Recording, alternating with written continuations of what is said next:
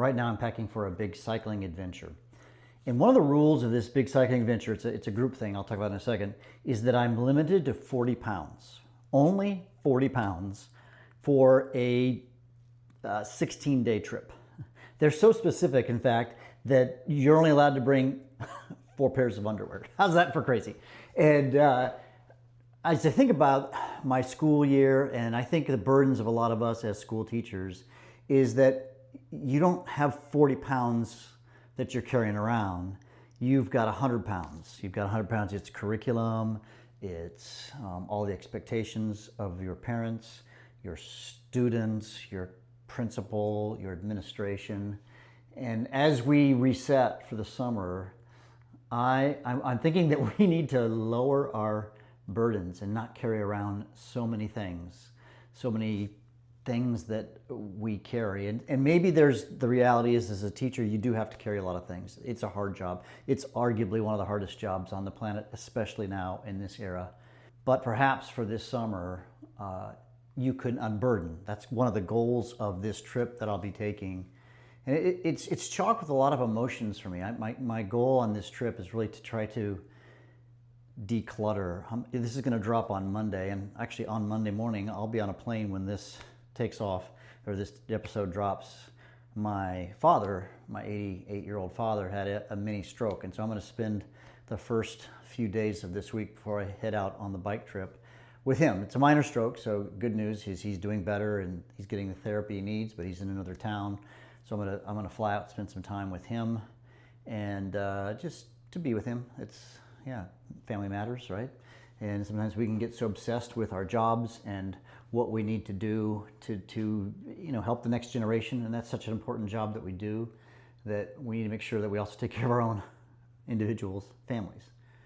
So I'm really looking forward to this trip, and I think the trip is really going to cause me to disconnect. And this 40-pound rule just feels like it's freeing.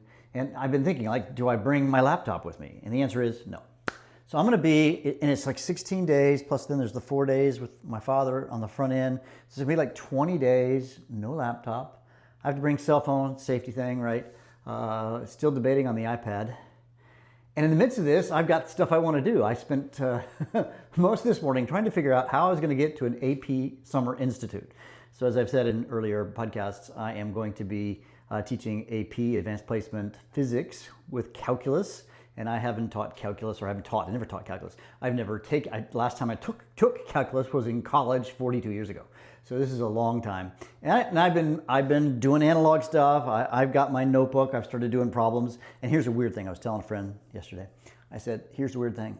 I kind of like doing physics problems, sitting at my desk and paper and pencil, calculator, and solving physics problems. And so that's been fun for me.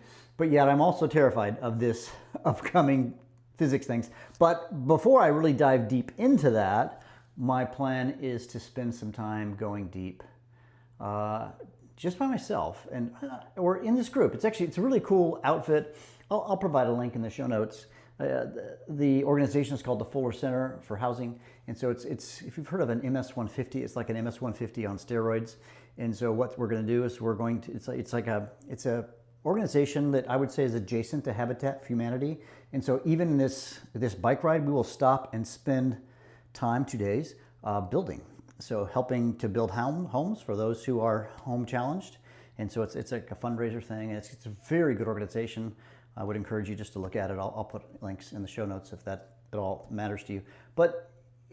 And there's going to be like 17 or 20 other people on the ride. In fact, I rode yesterday with a guy in preparation for this who lives here in Houston, and we had a chance to ride like 50 miles together yesterday to prepare for this. It's long. It's a 750-mile bike ride, so we're going to be riding like 70 miles a day. So I need to get in the ready. Here I'm in by my bicycle that I'll be riding many miles as I go. And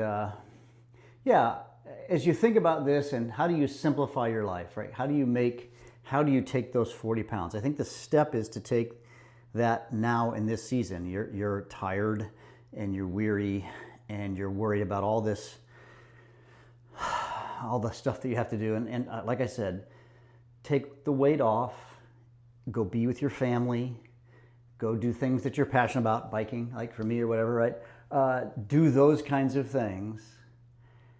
And then maybe when we come back in the fall, simplify. That's been the beauty as I have moved to the MasteryFlip framework, is I am simplifying everything I do back to paper, pencils, especially that analog roots part. Remember the MasteryFlip certification that I just launched? I'll have a link for that too.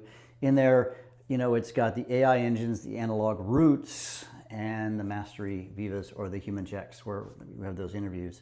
And I think what's so powerful in this stage is I need to spend time developing the analog roots so everything is much more paper pencil, minds on in class. And that is my way of taking the weight off, taking that digital sort of noise out of the classroom that's going to make a huge difference, I believe, for my students. And I hope that you find it useful too, and that you hop in on the link and maybe sometime this summer, and not right away. Don't do this right away, but hop into the course. It's a 4-hour course on how to do the MasteryFlip framework, and then re-envision how you could simplify your life, how you could simplify your courses to make everything work in this age of AI. Because we can't, and I know I may sound like a something saying the same thing over and over. Is it a dead horse? I don't know. There's some metaphor. I'm not very good at metaphors. Is you can't send the cognitively complex stuff home anymore, because if you send that, students will use AI as that easy button where they're going to just do the problems. So we've got to move the cognitive complex stuff into the class.